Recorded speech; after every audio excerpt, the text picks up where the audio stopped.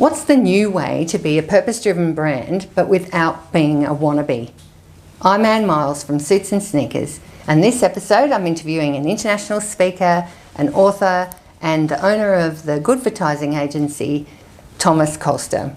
So he's a transformational change agent. So what does purpose-driven brand strategy look like post-purpose? What's the Goodvertising Awards all about? And how do we close that gap when customers say they want a purpose-driven brand, but they're not buying from them?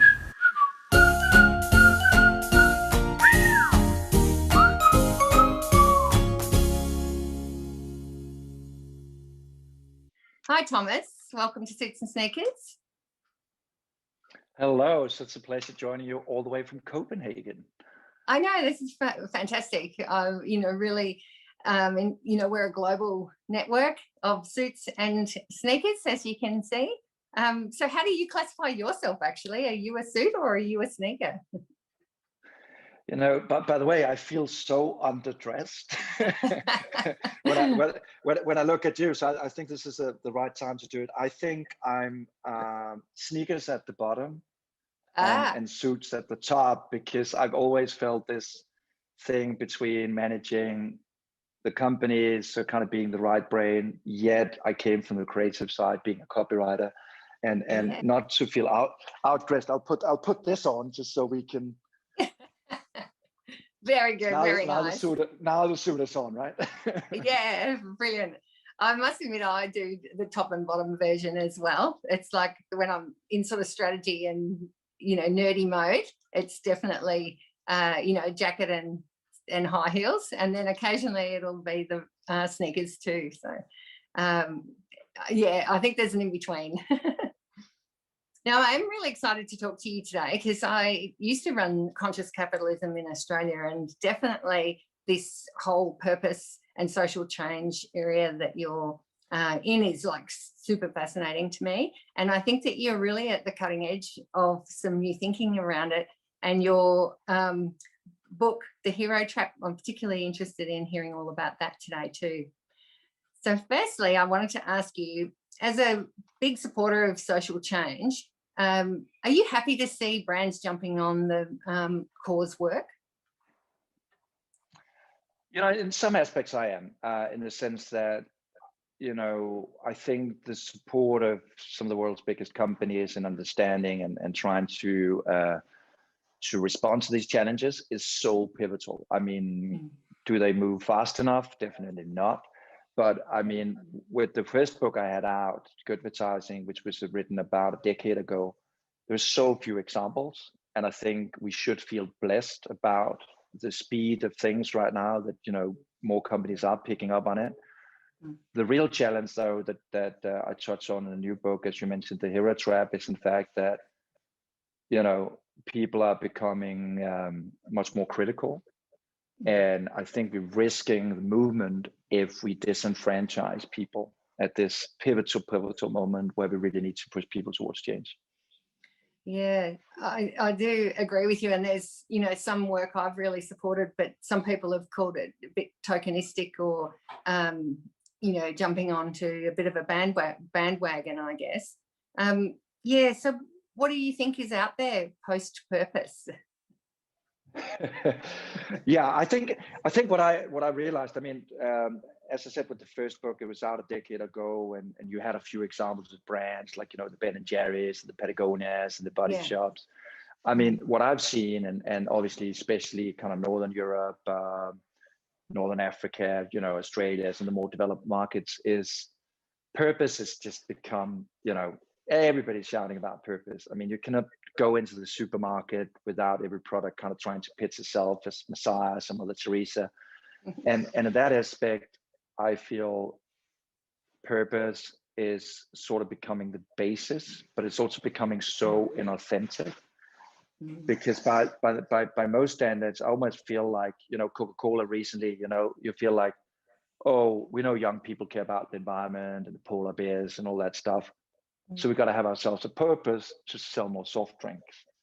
And so it might not be that strange that we see people being critical towards it. So my beef today, and why I think we need to evolve purpose, is in fact, when you go out there and you say, we want to change the world as a company, I keep seeing companies fail and not live up to people's expectations, being criticized. So when you take that sort of leadership on you and stand on the purpose pedestal, that's what I call the hero trap. I think it's about time that we embrace a new, slowly emerging kind of post-purpose reality, and how we build brands and leadership going into that period of time.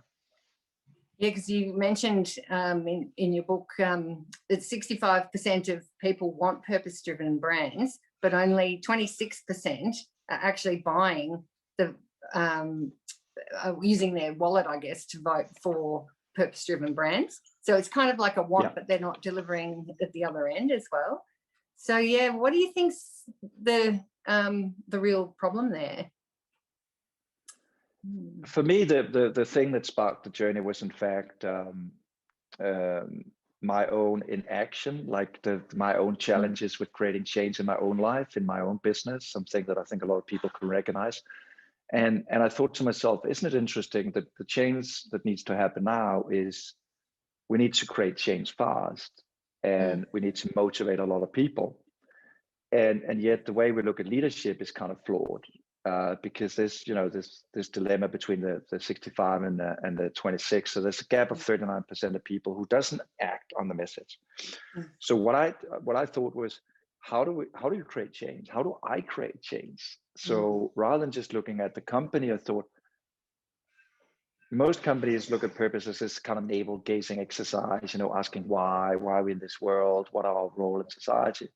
And very few people actually, where they lost the meaningfulness was in the connection between me. So where I see this space is heading is towards helping me, become smarter, greener, more connected. And that comes from asking a fundamentally different question. Basically, who can you help people become? That's how you unlock change. So it's not about being a preacher. It's basically about, for brands and leaders, to being a coach, basically. So I guess it's the difference between giving someone the fish and teaching someone to fish. Is that how you'd see it? Yeah, you know for what sure. I'm saying? No, for sure. Yeah. And I think you're onto something, because I think also what we buy today has changed. I mean, years back, we bought into the tokenism. We bought Tom's shoes, and when we wore Tom's shoes, we felt we were, hey, we're the guys that's supporting those poor kids in Bolivia. When we buy a Patagonia t-shirt, we'd run around and feel like environmental heroes. Today, I think people want to take part. There's no glory, there's no generosity in buying into a brand. What you want to do is you want to put your hands in the dirt, and you want to live more sustainably. You want to be more connected. You want to go out in nature. And I think you see that on social as well, that, there's going into a fancy hotel on a holiday doesn't really add a lot of value.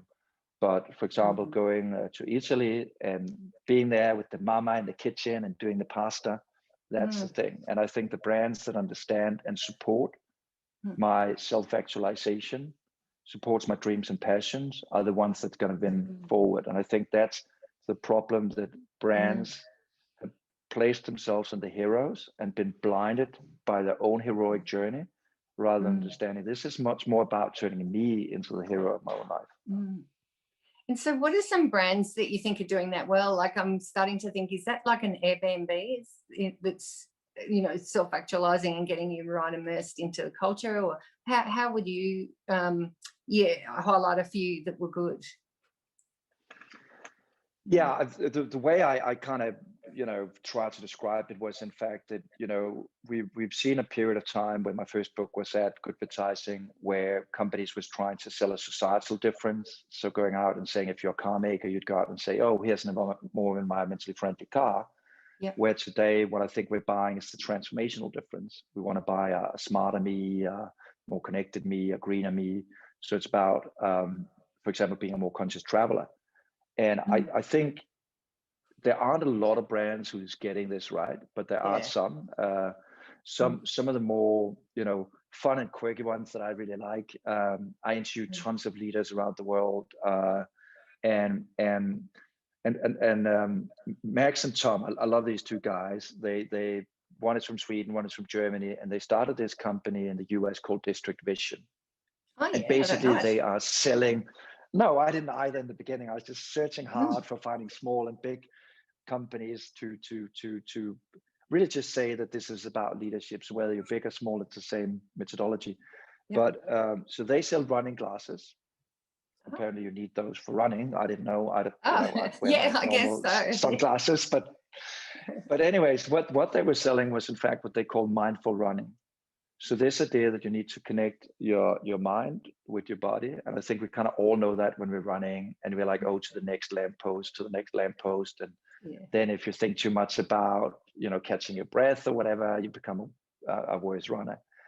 And so they do mindful running classes. They do all this stuff. So basically they're not selling the product per se, but they're selling the transformation.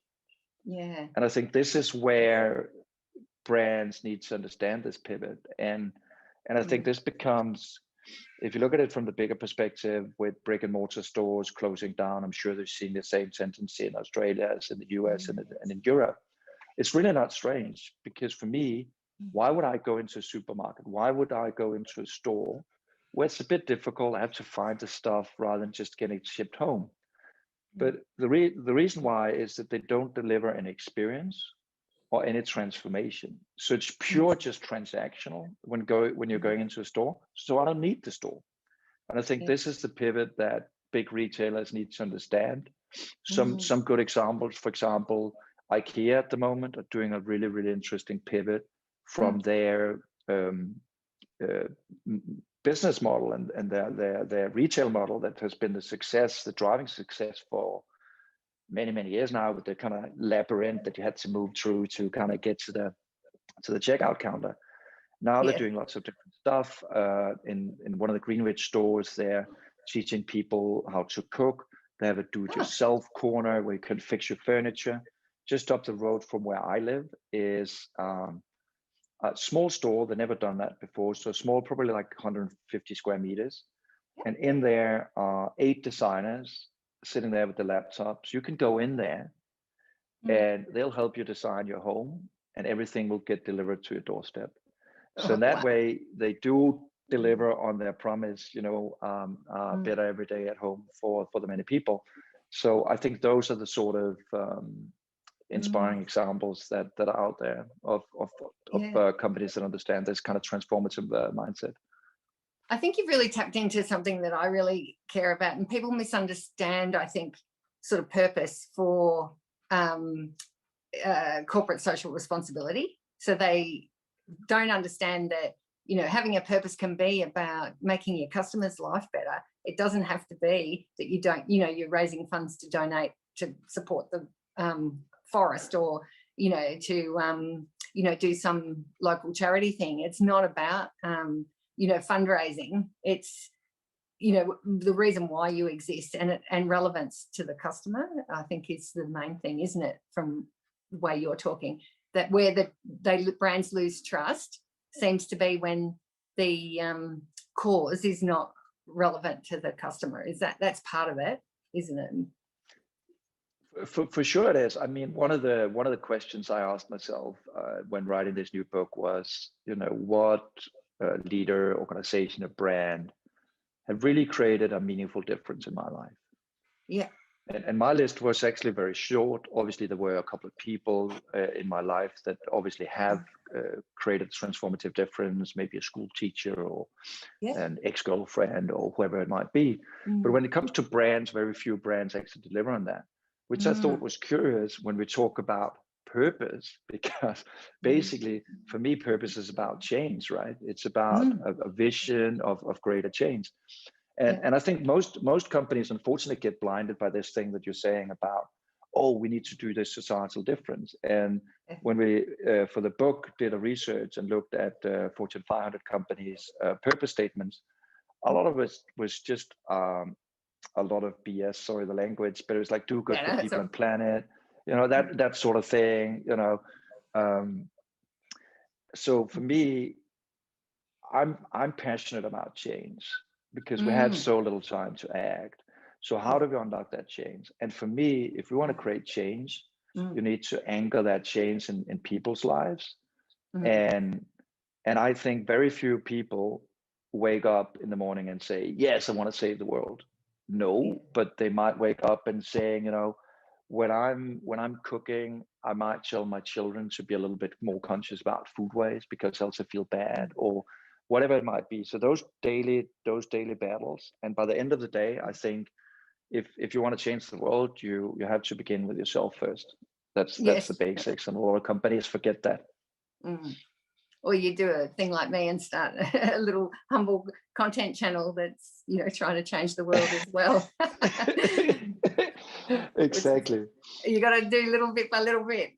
I did really like how you described it. No, but the thing you're doing is pivotal, right? Because it's something that I realized in my own life, that I see myself and the company as our transformative promise is to be catalyst for other people's positive change.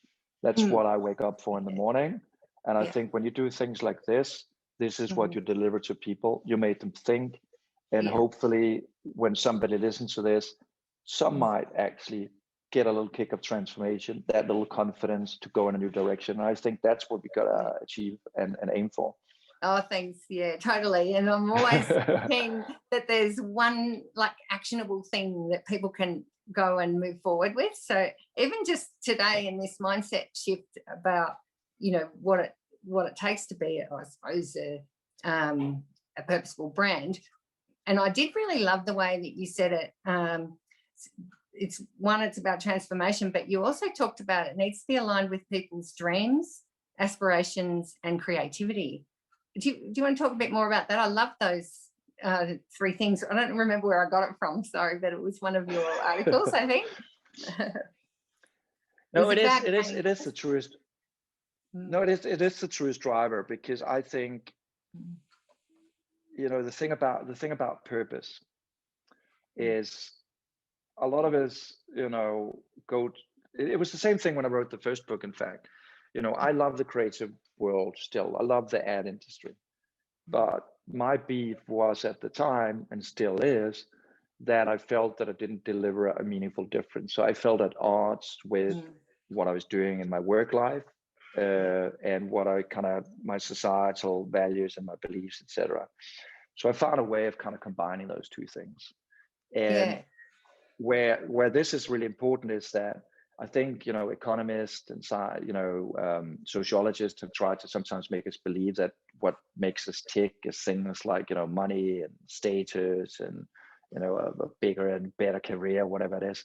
But I think the thing that really kind of connects is obviously our own desire to express ourselves, to be heard, to develop ourselves. And I think that's why it's such a human.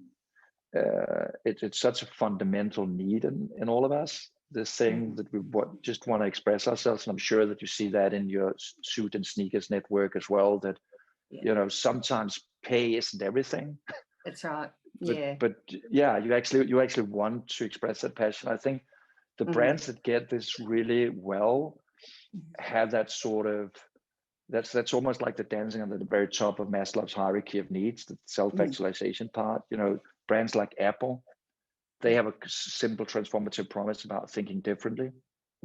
Or Nike, the whole just do it mindset, or Lego, helping even the youngest builders to embrace creativity and play. I think those are the things that really drives brands and even drives leadership. If you're a leader in your organization, I would also look to this way of saying, it's not about the change that you can do as a leader, but it's about enabling all your colleagues to, grow and develop and all that stuff. And we've talked about this before, that sense of collaboration is so lovely, when you're in this space too, isn't it? It's a good part of for sure getting a good outcome. So what do you think is the biggest barrier? You go first. Sorry. Yeah. No, if you're surrounded by good suits, good things are going to happen, right? And that's right. The barriers to the change, or the barriers to purpose. Yeah, barriers to change, I suppose. Yeah. Because in companies, they're probably quite big. Some brands seem to be able to, get there, and others don't. And you've seen them all. Yeah, just wondering, what's the key here? Yeah.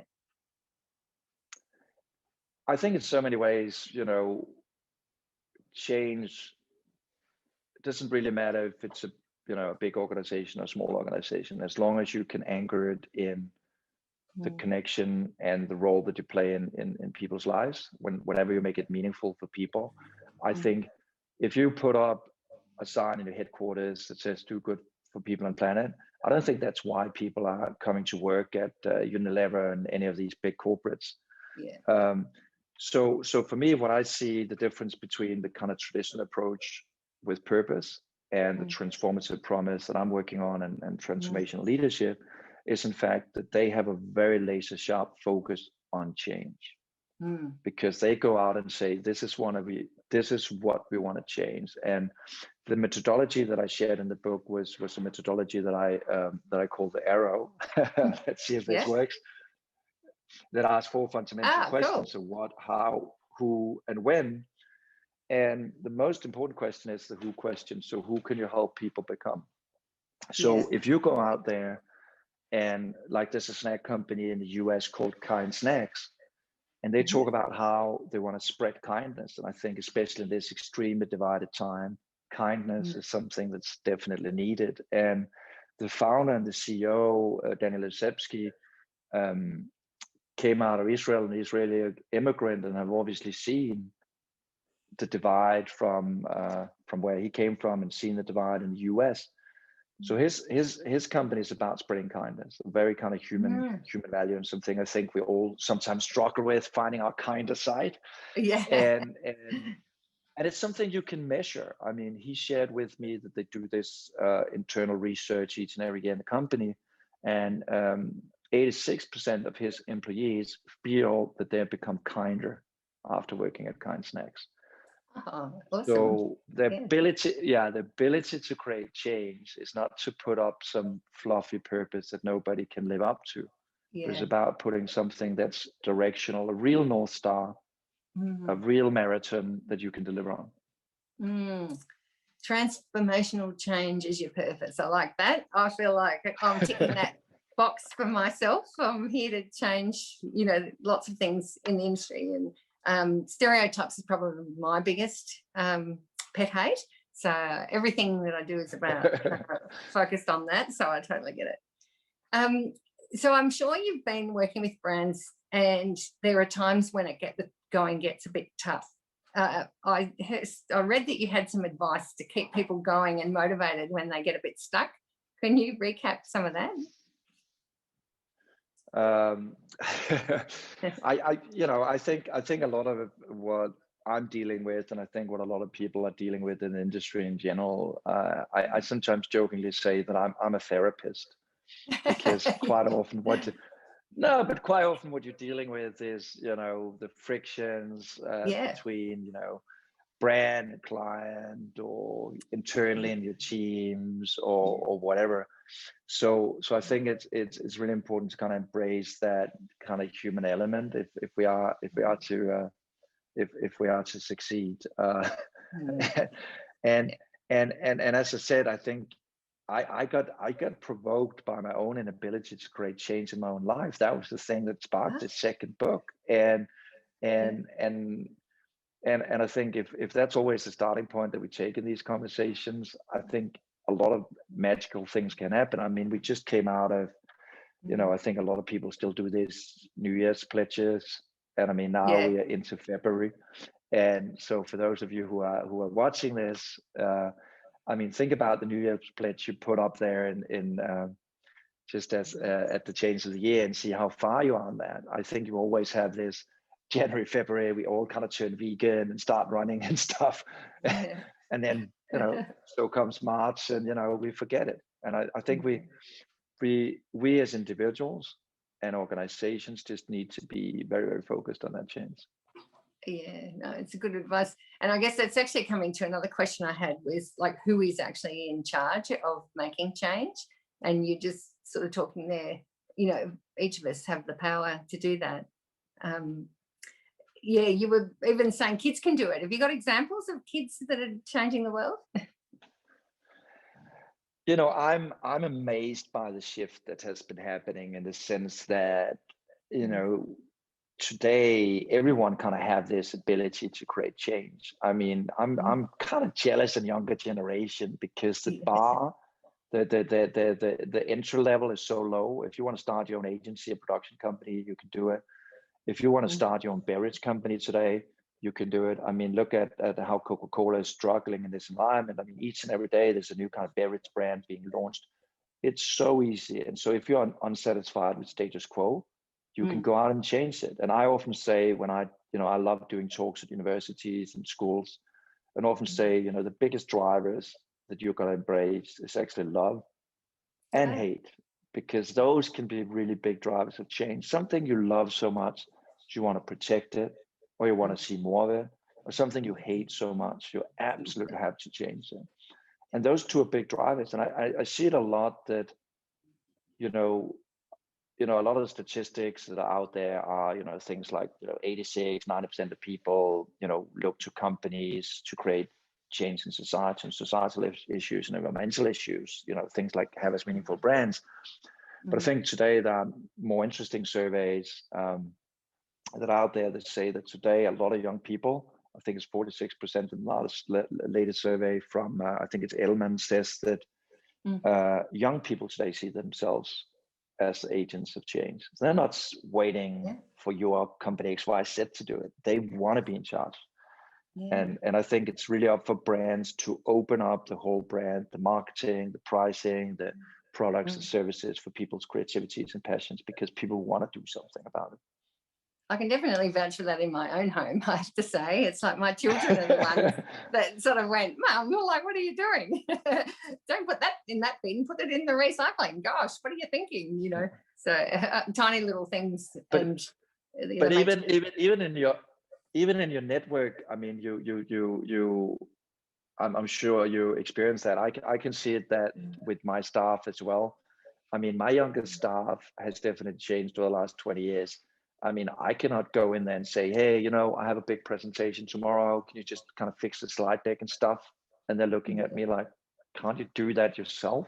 Yeah. I'm like, but I'm your boss. I'm kind of paying you. You kind of know how this works. Yeah. Like, yeah, but it's not really fun to do, and it's So it's you gotta have a focus on always keeping people on the path to self-development, helping them grow. And I think that's what leadership is about. And one of the things that I actually found really fascinating, and this shouldn't be about politics per se, but when Barack Obama stepped down, and obviously we all know his kind of election thing, yes we can, that was his thing that kind of served him 2 terms, but when he stepped down and he delivered his last speech in Chicago, where he was elected into the Senate as well, he said, yes we can. It's really not about all of you as Americans or as world citizens to believe in my ability to create change.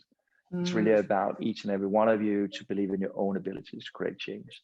Nice. I think that's for me is what leadership is about. That's what leadership is about. Yeah, no, that's very cool. So speaking of this sort of global landscape here, do you think there's some countries that are really standing out as leading the way here? I think that definitely, when you look at the kind of change in people's mindsets and purchasing behaviors, etc., I think definitely this is a tendency that's more dominating in more affluent countries. Obviously, I mean Northern Europe, North Africa, Australia, etc. Because I think we're witnessing a new young generation who have so much money. And then buying stuff doesn't really give you any status.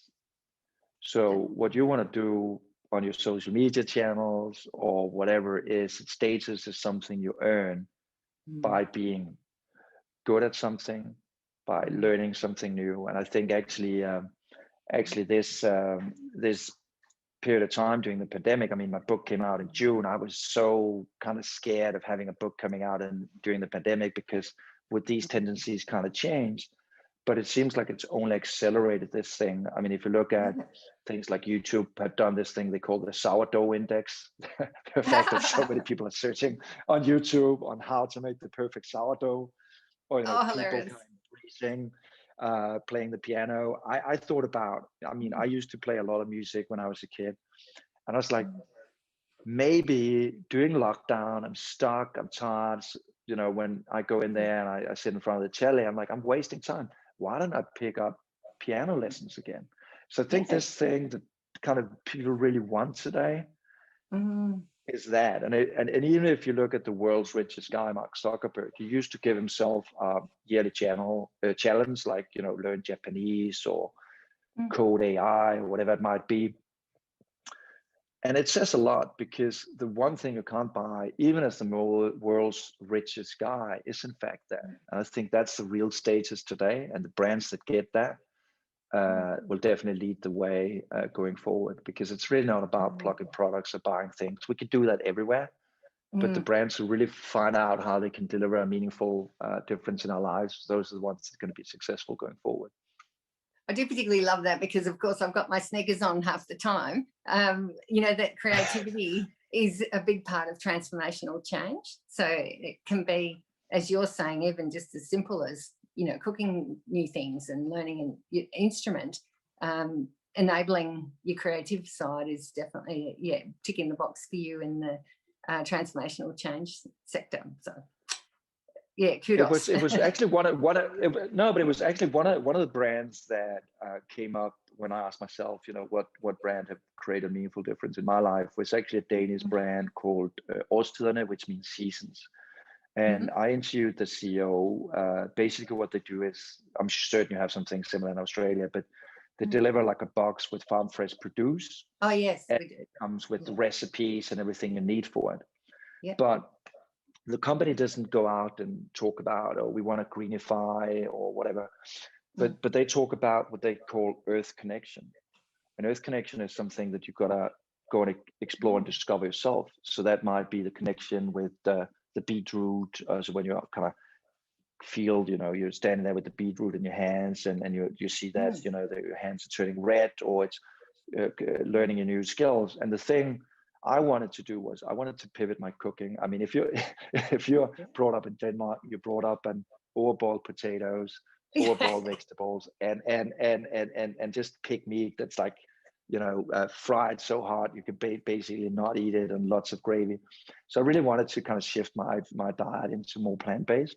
And it's the one company who kind of helped me on that journey.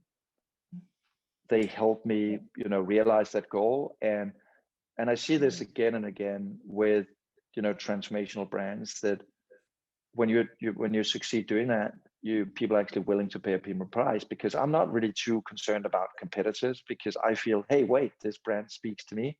They helped me. They were that friend that kind of was there behind me on my journey. And today I feel like I'm a sort of decent plant-based cook. I mean, it's funny. Yes, I have a bit of a personal joke with my children, because I really hate vegetables, but I have to force myself to eat them.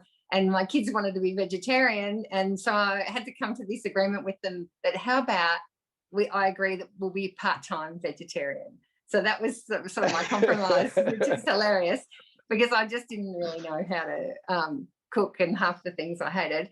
And then after a while, one of them said, I've just worked you out, Mum. He said, we're not really eating any different, are we? So I've had to pull up my game. You know what? I think the thing is, and I think that's the beauty of change, right? That there are barriers, and I think brands can help you cross those barriers. I kind of felt the same thing in the beginning. And what's so interesting is that when you do meat or fish or whatever, you only pay attention to that. The meat and fish is kind of fairly easy to cook. But as soon as you appreciate, what you can do with a carrot, what you can do with chickpeas, what you can, a whole kind of new creative universe opens up that's so rich with flavors and things like that. And so it's such an interesting journey going into plant-based. And for me, it's been it's actually not been which people obviously talk about a lot in kind of sustainability, etc., that you're missing out on something.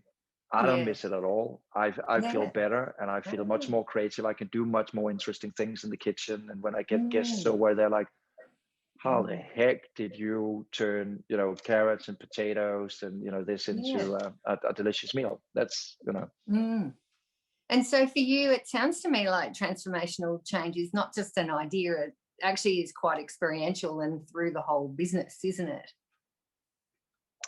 It is, and it's also, for me, it was one of the things that I always been struggling with is we need to understand how we get out of this consumption drive, this consumption cycle. And I didn't fix that in the first book, Goodvertising. I didn't really see that Purpose necessarily did that unless it's really focused on the change.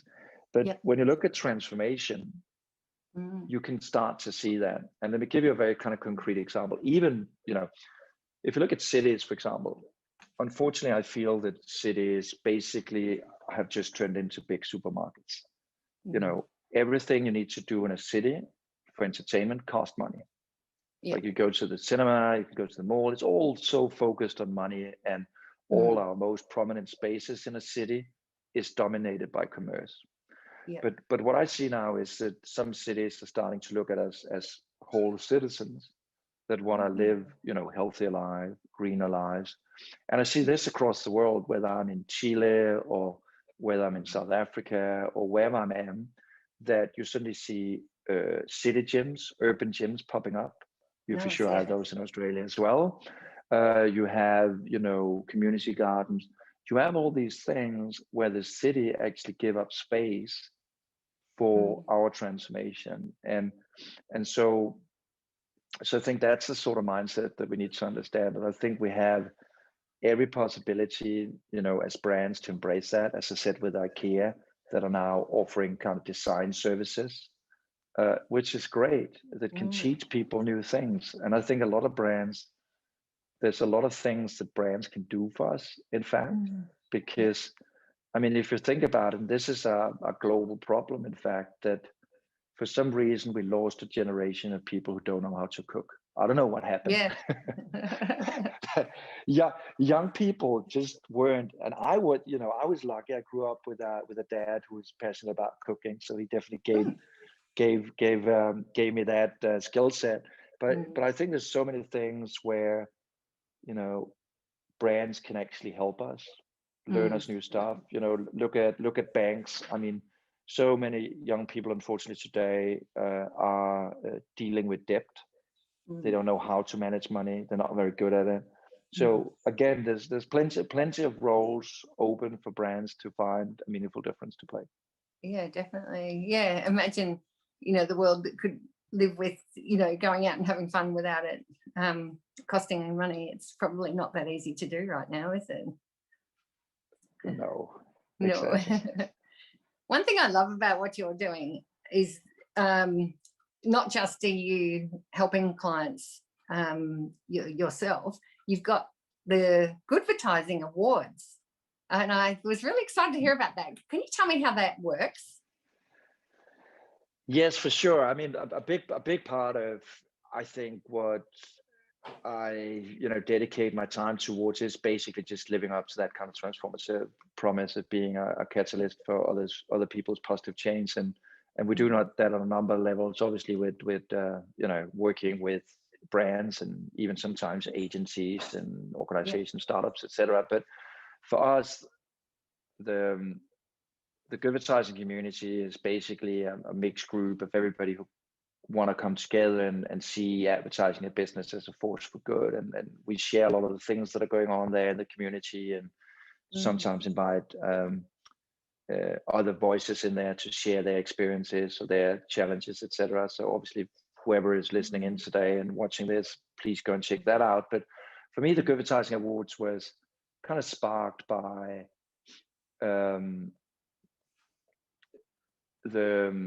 I felt that over the last couple of years, I always did this kind of top 10 list of great pieces of work that I felt inspired by. Yeah. And then obviously now judging so many different awards, I mean, I just in Cannes, I just all the big ones. And then I felt, wait, there's something missing here. Because in so many ways we are, as an ad industry, even though we say, oh, we're so creative, I actually see very few things coming out that really excites me. And again, I thought, wait, all these award shows, it's all about money, it's all about entry fees and all that stuff. So I thought, why don't I just do an award that you cannot enter? Yeah. But we select the greatest pieces of work out there, deliver on 3 criteria. Creativity, obviously, because that's kind of running through my veins. That's the sneakers I'm wearing. Yes. The impact, which I'm extremely focused on, the real change, the tangible change. And then the last bit is potential. So potential could be 2 things. It could be scalability, but it'll also be, oh, here's a little exciting idea that might not be mature as it is, but wow, it got the potential to change. And as you might see with the 10 winners of this year, we got some of the kind of classical ones that have done really well in award shows across the world. Probably quite a challenging one, or some people might think that it's controversial, is obviously the little thing that Burger King did in France that was done together with Busman, where they said, go and buy at McDonald's or your other little local outlet, because all these guys are struggling. So kind of trying to come to a response and support, whatever local restaurants out there. To the other side of it, where I really focused on things like, how do we really, with clever innovation, solve things like food waste, where MIT came up with this kind of really, really clever thing, a label that kind of indicates whenever things are not suitable for eating, because I think a lot of people don't know really the best before or expired by date, and then they don't know how to smell the milk and see if it's bad or whatever. Yeah. So it's a really mix about kind of true impactful things, and then a bit of the other stuff. So maybe it's a bit of a good suits meets sneakers. Oh yeah, that's right. Just the out best of from interest. him, the best. No, you go. No, so yeah. No, the best. The best of. Yeah. We've got a bit of a lag with this, haven't we? Sorry, it's just not as good a reception as normal. So where, just as an aside right now while we're talking about it, where can people find out about the Goodvertising Awards? There's a list of, your top 10 winners, and you do it every year, do you? Or how often are you doing it? Exactly. So it's a yearly thing, and it's kind of like the end of year thing for us. So January we announce the winners, because obviously these award cycles always go in, Cannes is in June, so for us, we felt I rather want to do it as a look back on the year that passed, because what can we learn from it? And that's also a second thing that we do. So all the winners, we invite them to a conversation about how did they make this happen? What were some of the barriers? What are some of the challenges? How can we learn from this piece of work? Because for me, award shows, if it's just about the status, is worth nothing. Yeah. But if awards serve as lighthouses for change and transformation, they're amazing. And so we've had a few of those already with some of the guys from Big Issue and FCB Inferno, and it's so much fun, because you suddenly see with across, we haven't worked our way this year through all of them, but you start seeing patterns, and you start seeing things that has either enabled a great creative piece of work, or that talks to the thing we talked about earlier. I mean, how do you actually get this relationship between client and agency to work really well in a space that's so difficult, because some of these projects take a long time. We have a vodka that has been made by regenerative farming, and I think a lot of us talk about, just repairing or minimizing the damage you're doing is not enough. You need to think about regenerative practices. And so talking to the agency, talking to the client about how they did a project like that and the collaboration that it takes, for me is really inspiring, and I hope it inspires other people out there as well. And I think one of the things I enjoyed reading about in your content is you talk about saints and wannabes. And obviously when you're going through this award process, you have to be pretty careful. So how do you tell the difference between a saint and a wannabe?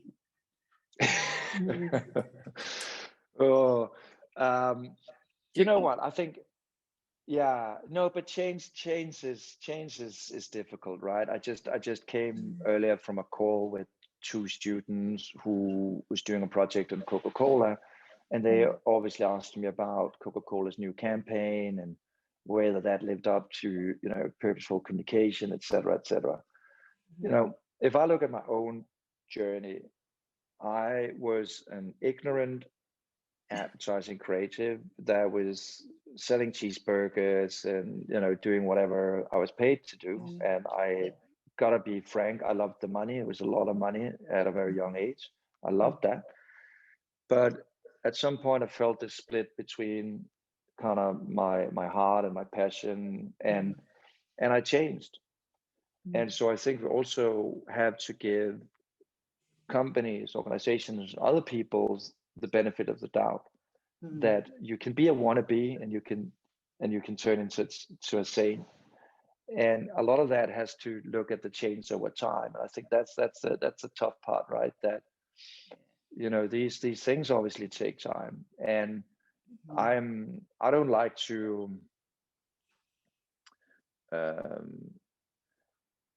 my mindset is often very positive. It's often about let's kind of celebrate those people who are trying and support them because they are trying, even though some might be faking it. But I think that's the thing about authenticity sometimes, right? That the danger about talking about purpose is that then it really reflects back on your kind of true values, etc. And that's often where it goes wrong, because the amount of times I've been called by a company where I feel that they want to embrace purpose because that's the it thing today. Yeah. I mean, yes, exactly. It's funny, I remember the account that changed my life, and you may have one as well, but the Transport Accident Commission here in Australia is sort of like the government run insurance company to cover everyone that's been in an accident on the road. And so it's a standard thing with your registration. It's just sort of sorted. And so what they worked out is if they did community service type creative that changed people's behaviour of driving on the road toll went down, but so did their insurance claims. So it was such a purposeful, beautiful campaign to work on, and a whole account, and they were really collaborative, wonderful people as well at the time. And after that, there was no way that I could comfortably work on hair shampoo and toothpaste anymore, Did you have an account that changed your mind? I love those light bulb moments, and I think we really got to embrace them with all that we have. I think that in my early advertising years, I think some of the early awards that I won were nonprofit accounts. Yeah. So I quite early on got kind of pulled into that type of work, and I could feel that it did something. It meant something different to me.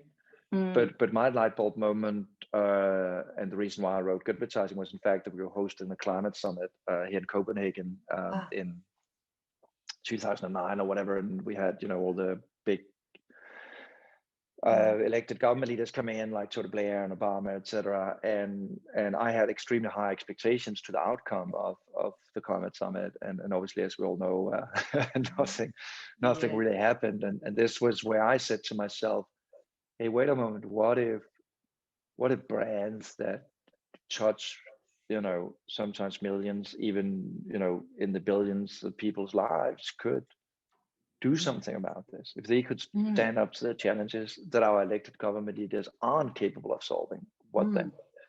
Yeah. You might be enjoy looking up an Australian brand. It's actually what some of my family members, so I'm quite inspired by them. So it's called the Thank You brand. Have you heard of that in Denmark? So it started off with water. Yeah. And so it's pretty much I guess a social brand. So everything they do goes, all profits go towards doing good things for the world. So it's not like a normal retail product line, which is just going straight into sort of capitalist gain. So, they do amazing things. Every bottle of water that was sold, for example, went towards sanitisation and water in other countries. So it's a really great Australian brand that's doing some wonderful things. Transformational change. So you probably need to look at them for your award list. Yeah. But there's lots of wonderful brands along the way as well. So I'm just writing them down now. Yeah, write them down and have a bit of a look. Yeah, there's probably so many others as well we could talk about, but yeah, I think particularly that's doing a lot of good stuff. There's another one called Who Gives a Crap, and it's a toilet paper brand, and that's hilarious, but it's quite beautifully packaged and styled toilet paper, and so they put profits towards putting toilets around the world, which is really cool. Yeah. Beautiful. So and that's going into social cause, which doesn't always have to be, in your definition as well. I'm quite aware of that, but they're definitely worth looking at. I have one last question for you, unless there's anything else you want to talk about, but I was just curious.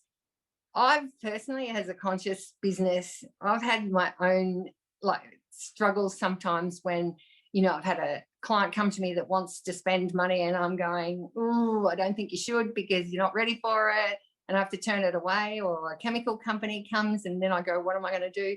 Have you had a moral dilemma that you've had to face in your work? Oh, yes. Oh, yes, I have. So I might have a kind of more controversial view of this compared to a lot of my peers. I think we live in an extremely divided time. I think we live in a time where we're not succeeding if only the ones who get this succeed, and we're leaving everyone else behind. And so I look at this as a sort of school class, and obviously the students on the front row, they get this, they know the environment thing, climate, etc. But some of the ones that I find truly interesting is actually the ones that are left in the back, who's struggling with a lot of things, who might have a leadership team who's not getting this. And so if I can help those guys, I actually still do think that I'm pushing this movement forward. So I think that's been my guidelines, and I know obviously I have my personal really no's, but in general that's my mindset, that we need to get everybody on board if we want to succeed with this movement. Not only the B Corps and the do-gooders and the conscious businesses, but we need to get Dirty Oil. We need to get all these guys to transform and to do the best they can. So.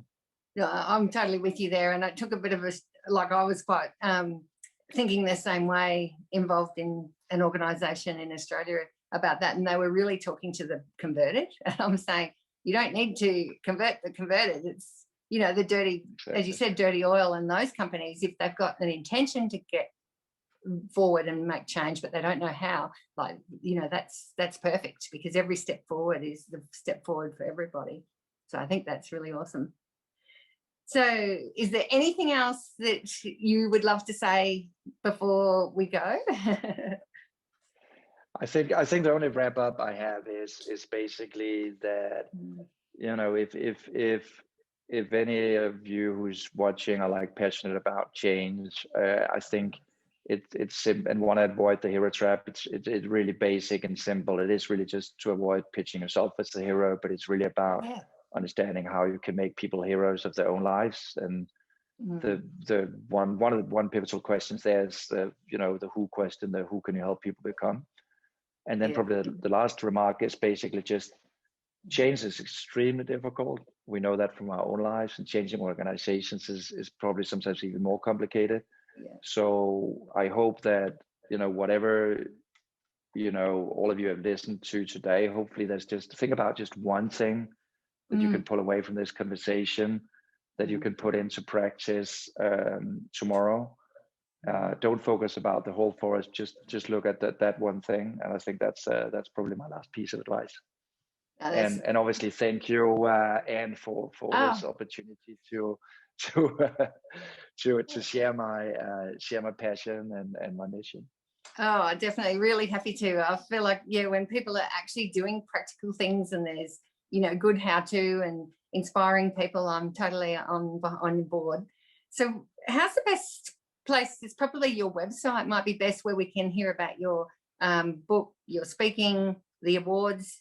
What's the best place? So probably there's a few. I mean, Goodvertising.com is basically for everyone who is passionate about changing our industry and want to share great practices or share their voice for good. And Kolster.com is really a good place to go for people who want to know more about, you know, the change practices that I'm doing, and lastly, Goodvertising agency. If you wanna you know, create change on a bigger scale. So quite a few. There's quite a few, but don't worry, I'll put them all there as well so that everyone can find them very easily on the page that we've got for the video. So thank you so much. I feel all re-inspired myself, actually. What other little thing can I do tomorrow? So thanks so much, Thomas. Thank you, Anne. Such a pleasure joining you today.